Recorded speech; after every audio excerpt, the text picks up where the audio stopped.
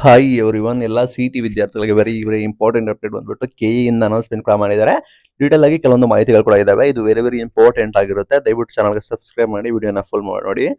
ಇಲ್ಲಿ ಬಂದ್ಬಿಟ್ಟು main thing ಇಲ್ಲಿ ಅರ್ಜಿದಾರರು ಯಾರೆಲ್ಲ ಅಪ್ಲಿಕೇಶನ್ ಹಾಕಿದ್ದೀರಾ ಅವರು ಎಲ್ಲ ತಮ್ಮ ಮೂಲ ದಾಖಲೆಗಳನ್ನು ತೆಗೆದುಕೊಂಡು ಅವರು ತಮ್ಮ ಸ್ಪಾಟ್ ಅಲ್ಲಿ ವರದಿ ಕೂಡ ಮಾಡಬೇಕು ಅಂತ ಹೇಳಿದ್ದಾರೆ. ಇದು ಯಾರಿಗೆ ಅಪ್ಲಿಕೇಬಲ್ ಆಗುತ್ತೆ ಅಂದ್ರೆ ಇಲ್ಲಿ ಏನ್ ಹೇಳಿದ್ದಾರೆ ಅಂದ್ರೆ ನೋಡಿ, ಮೊದಲು ಸುಮಾರು 16,000ಕ್ಕೂ ಹೆಚ್ಚು ಅಭ್ಯರ್ಥಿಗಳು ಅಂದ್ರೆ 16,000ಕ್ಕಿಂತ ಹೆಚ್ಚು ವಿದ್ಯಾರ್ಥಿಗಳು ನೀವು ಸಿ.ಟಿ ಅರ್ಜಿಯಲ್ಲಿ ನೀವು ಸಿ.ಟಿ ಅಪ್ಲಿಕೇಶನ್ ಅಲ್ಲಿ ಎಡಿಟಿಂಗ್ ಆಪ್ಷನ್ ಕೂಡ ಬಿಟ್ಟಿದ್ದು ಎಡಿಟಿಂಗ್ ಕೂಡ ಮಾಡಿದ್ದೀರಾ ಅಂತ ಅಭ್ಯರ್ಥಿಗಳು ಏನ್ ಮಾಡಬೇಕಾಗುತ್ತೆ ಅಂದ್ರೆ ಮರು ಪರಿಶೀಲನೆ ಅಂದ್ರೆ ಮತ್ತೊಮ್ಮೆ ಡಾಕ್ಯುಮೆಂಟ್ ವೆರಿಫಿಕೇಶನ್ ಮರುಪರಿಶೀಲನೆ ಕೂಡ ಮಾಡಬೇಕಾಗುತ್ತೆ. ಮರುಪರಿಶೀಲನೆ ನೀವು ಮಾಡಿಲ್ಲ ಅಂದ್ರೆ ನೀವು ಚೇಂಜಸ್ ಮಾಡಿರೋದು ಬದಲಾವಣೆ ಅಪ್ಲಿಕೇಬಲ್ ಆಗಲ್ಲ ಅಂತ ಹೇಳಿದ್ದಾರೆ. ನೀವು ಸುಮ್ಮನೆ ಅಲ್ಲಿ ಕೂತ್ಕೊಂಡು ಅಪ್ಡೇಟ್ ಕೂಡ ಮಾಡಿದ್ರೆ ಆಗೋದಿಲ್ಲ.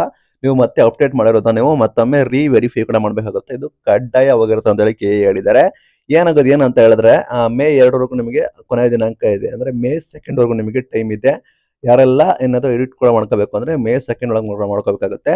ಇಲ್ಲಿ ತಿದ್ದುಪಡಿ ಮಾಡಿದ ವಿದ್ಯಾರ್ಥಿಗಳು ನೀವೇನಾದ್ರು ಎಡಿಟ್ ಕೂಡ ಮಾಡಿದ್ದೀರಾ ಅಂದ್ರೆ ನೀವು ತಮ್ಮ ಸ್ವಂತ ನೀವು ಓದಿದ ಸರ್ಕಾರಿ PU ಕಾಲೇಜ್ ಅಥವಾ ಹತ್ತಿರದ ಸರ್ಕಾರಿ ಪದವಿ ಪೂರ್ವ PU ಕಾಲೇಜ್ ಅಂದ್ರೆ ಸರ್ಕಾರಿ ಯಾವ್ದಾದ್ರು ನಿಯರೆಸ್ಟ್ ನಿಮ್ಗೆ PU ಕಾಲೇಜ್ ಇದ್ರೆ ಅಲ್ಲಿ ಭೇಟಿ ನೀಡಿ ನೀವು ಮರು ಪರಿಶೀಲನೆ ಕೂಡ ಮಾಡ್ಕೋಬೇಕಾಗುತ್ತೆ. ಯಾಕಂದ್ರೆ ನೀವು ಇಲ್ಲಿ ಚೇಂಜಸ್ ಕೂಡ ಮಾಡಿರ್ತೀರಾ. ಈ ಹಿಂದೆ ವೆರಿಫಿಕೇಶನ್ ಆಗಿರುತ್ತೆ ಓಕೆ, ಬಟ್ ಈಗ ಚೇಂಜಸ್ ಕೂಡ ಮಾಡಿರ್ತೀರಾ.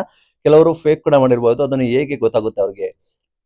ಈ ಹಿಂದೆ ಆದ್ರೆ ನಿಮಗೆ ಡೈರೆಕ್ಟ್ ಆಗಿ ಡಾಕ್ಯುಮೆಂಟ್ ವೆರಿಫಿಕೇಶನ್ ಸೆಂಟರ್ಗಳಲ್ಲಿ ಕರಿತಾ ಇದ್ರು. ಬಟ್ ಈಗ ಅದನ್ನ ಇನ್ಕ್ಲೂಡ್ ಮಾಡಿಲ್ಲ. ಆ ನಿಟ್ಟಿನಲ್ಲಿ ನೀವು ಯಾರೆಲ್ಲ ಎಡಿಟ್ ಕೂಡ ಮಾಡಿದ್ದೀರಾ ಒಂದ್ಸಲ ನೀವು ಹೋಗಿ ವೆರಿಫೈ ಮಾಡ್ಕೊಳ್ಳೋದು ಇದು ವೆರಿ ವೆರಿ ಇಂಪಾರ್ಟೆಂಟ್ ಆಗಿರುತ್ತೆ. ನಿಮ್ಗೆ ಏನಾದ್ರು ಎಡಿಟಿಂಗ್ ಮಾಡಿದ್ದೀರಾ, ನಿಮ್ಗೆ ಅದು ಬೇಕೇ ಬೇಕು ಅಂದ್ರೆ ನೀವು ಕಂಪಲ್ಸರಿ ಹೋಗ್ಲೇಬೇಕಾಗುತ್ತೆ. ಇಲ್ಲಾಂದ್ರೆ ಅದು ಮಾನ್ಯವಾಗೋದಿಲ್ಲ ಅಂತ ಹೇಳಿ ಕೆ ಹೇಳಿದ್ದಾರೆ. ಅದು ಅಪ್ಲಿಕೇಬಲ್ ಆಗೋದಿಲ್ಲ ಅಂತ ಅದನ್ನ ನೋಡ್ಕೊಳ್ಳಿ. ಇಲ್ಲಿ ಏನ್ ಹೇಳಿದ್ದಾರೆ ಅಂದ್ರೆ 2 ದಿನಗಳಲ್ಲಿ ಅಧಿಕೃತ ವೆಬ್ಸೈಟ್ ನಲ್ಲಿ ಕೂಡ ಲಿಂಕ್ ನ ಸಕ್ರಿಯಗೊಳಿಸ್ತಾರೆ. ಈ ಮೂಲಕ ವಿದ್ಯಾರ್ಥಿಗಳು ತಮ್ಮ ಆದ್ಯತೆಯ ದಿನಾಂಕ ಸಮಯಗಳನ್ನು ಕಾಯ್ದಿರಿಸಬಹುದು. ಅಂದ್ರೆ ನಿಮ್ಗೆ ಈ ಡೇಟ್ ಹೋಗ್ಬೇಕು ಈ ಡೇಟ್ ಇರಬೇಕು ಅನ್ನೋದನ್ನ ನೀವು ಅದನ್ನ ಮಾಡಬಹುದು ಅಂತ ಕೂಡ ಹೇಳಿದ್ದಾರೆ. ಅದು ಕ್ಯಾಪ್ ನೋಡ್ಕೊಳ್ಳಿ. ಈ ಈ ಬಾರಿ ಏನಾಗುತ್ತೆ ಅಂದ್ರೆ ಮೈನ್ ಆಗಿ ಗಮನಿಸಬಹುದಾದ್ರೆ ಈ ಬಾರಿ ಸಿ.ಟಿ ಫಲಿತಾಂಶ ಘೋಷಣೆ ಮೊದಲೇ ದಾಖಲೆ ಪರಿಶೀಲನೆ ನಡೆಯಲಿದೆ. ಅಂದ್ರೆ ನಿಮಗೆ ಈ ಬಾರಿ ನಿಮಗೆ ಗೊತ್ತಿರೋಕೆ ಸಿ.ಟಿ ಫಲಿತಾಂಶ ಇನ್ನೂ ಘೋಷಣೆ ಆಗಿಲ್ಲ. ಅದಕ್ಕಿಂತ ಮುಂಚೆನೆ ನಿಮ್ದು ಡಾಕ್ಯುಮೆಂಟ್ ವೆರಿಫಿಕೇಶನ್ ಎಲ್ಲ ಕೂಡ ಮುಗಿದೋಗುತ್ತೆ. ನಿಮ್ದು ಸಿ.ಟಿ ರಿಸಲ್ಟ್ ಬಂದು ನಿಮ್ಮ ರ್ಯಾಂಕ್ ಪ್ರಕಟ ಆದ ನಂತರ ನಿಮಗೆ ಬೇಗ ನಿಮ್ಗೆ ಆಪ್ಷನ್ ಎಂಟ್ರಿ ಬೇಗ ಅಡ್ಮಿಷನ್ ಕೂಡ ಶುರು ಆಗುತ್ತೆ.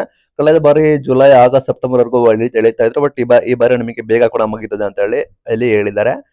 ಗ್ಯಾಪ್ ನೋಡ್ಕೊಳ್ಳಿ. ಬೇಗ ಈ ಬಾರಿ ನಿಮಗೆ ಮುಗೀತದೆ. ಅದು ಗುಡ್ ನ್ಯೂಸ್ ಆಗಿರುತ್ತೆ. ಮೇ 5 ಇಂದ ಇಲ್ಲಾರೆಲ್ಲ NCC quota special category and B to Z ಇದೆ ಯಾರು ಕೂಡ ಕ್ಲೈಮ್ ಕೂಡ ಮಾಡಿದ್ದೀರಾ. ಅದು ವೆರಿ ವೆರಿ ಇಂಪಾರ್ಟೆಂಟ್. ಸುಮಾರು 10,000 ವಿದ್ಯಾರ್ಥಿಗಳು ಕೂಡ ಇದ್ದಾರೆ. ಅವರು ಡಾಕ್ಯುಮೆಂಟ್ ವೆರಿಫಿಕೇಶನ್ಗೆ ಹೋಗಬಹುದು. ಪ್ರತಿದಿನ 1,000 ವಿದ್ಯಾರ್ಥಿಗಳನ್ನ ಪರಿಶೀಲನೆ ಕೂಡ ಮಾಡ್ತಾರೆ. ನೀವು ಕೂಡ ಇದನ್ನ ಬುಕ್ ಮಾಡ್ಕೋಬೇಕು ಆನ್ಲೈನ್ ನಲ್ಲಿ. ನಿಮ್ಗೆ ಯಾವ ಡೇಟ್ ಯಾವ ಸ್ಪಾಟ್ ಅಂತ ಬುಕ್ ಮಾಡ್ಕೊ